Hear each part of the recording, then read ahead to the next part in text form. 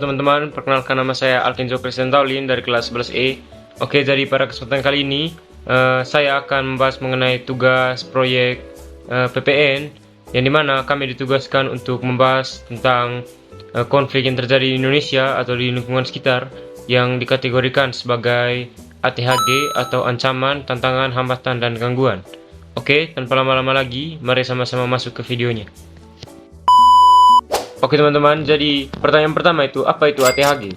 Jadi ATHG itu sendiri merupakan sebuah singkatan dari ancaman, tantangan, hambatan, dan gangguan dalam ketahanan nasional.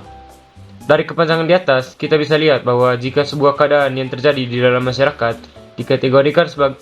dikategorikan ke dalam ATHG ini, maka bisa ditarik kesimpulan bahwa keadaan tersebut merupakan sesuatu yang serius dan harus ditangani dengan cepat. Salah satu faktor terjadinya ATHG adalah karena kurangnya sikap toleransi di tengah masyarakat yang heterogen, yang dimana membuat beberapa kelompok masyarakat merasa tidak diuntungkan dan merasa didiskriminasikan.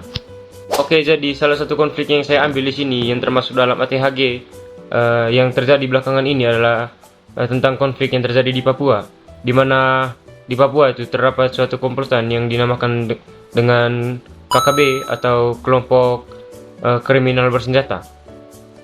Kelompok kriminal bersenjata atau KKB di Papua adalah istilah yang mengacu pada sejumlah kelompok bersenjata yang beroperasi di wilayah Papua, terutama di Papua dan Papua Barat, bagian timur Indonesia.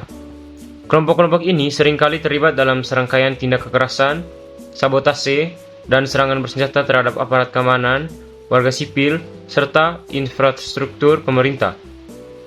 Modus operasi mereka meliputi serangan terhadap pos-pos keamanan, pembunuhan, penculikan, serta pemerasan terhadap warga dan perusahaan yang beroperasi di wilayah tersebut.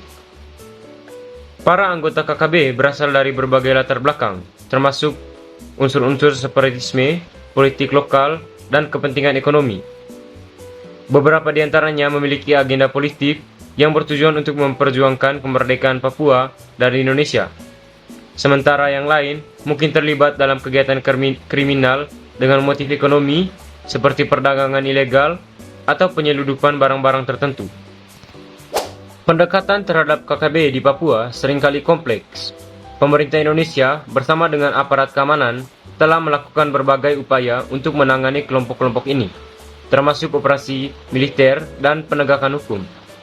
Namun, pendekatan yang bersifat militer tidak selalu efektif dalam menyelesaikan akar masalah yang lebih dalam, seperti ketidakpuasan politik dan ekonomi di wilayah tersebut. Selain upaya penegakan hukum, terdapat juga upaya-upaya dialog dan pembangunan yang dilakukan untuk menyelesaikan konflik di Papua.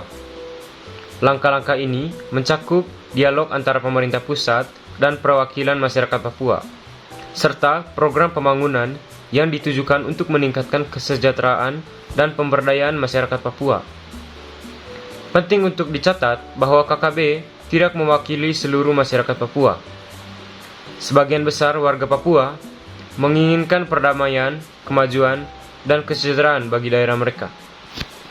Oke, jadi berikut saya akan menampilkan beberapa video terkait dengan konflik yang terjadi di Papua, yakni KKB. Personil Satgas Mandala 3 Papua, Praka Jamaluddin gugur setelah ditembak kelompok kriminal bersenjata di Sungai Ilame, Distrik Ilaga, Kabupaten Puncak pada Jumat 19 Mei 2023. Awalnya diperoleh informasi dari masyarakat sekitar pukul 12 waktu Indonesia Timur bahwa terdapat satu personil APKAM yang terkena tembakan di Sungai Ilame, Kampung Kago, Distrik Ilaga. Mendapat informasi tersebut, seluruh personil APKA Ilaga Komplek langsung bergerak menuju lokasi guna melakukan penyisiran. Oke teman-teman, jadi salah satu solusi yang saya dapat terkait dengan konflik KKB di Papua ini adalah dengan kita sebagai masyarakat Indonesia harus menjunjung tinggi toleransi antara sesama. Walaupun permasalahan yang terjadi di Papua ini sejarahnya cukup panjang dan rumit dan juga sulit ditangani, namun dengan kita mulai dari langkah yang kecil seperti menghargai sesama kita, saya yakin bahwa konflik-konflik seperti ini tidak akan terjadi lagi ke depannya dalam kehidupan berbangsa dan bernegara kita. Oke, jadi dengan kita menerapkan sikap toleransi kepada sesama kita, maka kelompok tertentu dalam masyarakat itu tidak akan merasakan sesuatu yang disebut dengan diskriminasi. Oke teman-teman, sekian video saya mengenai tugas PPN. Jika ada kesalahan dalam pemaparan materi dan kesalahan dalam berbicara, saya mohon maaf sebesar-besarnya. Sekian dan terima kasih.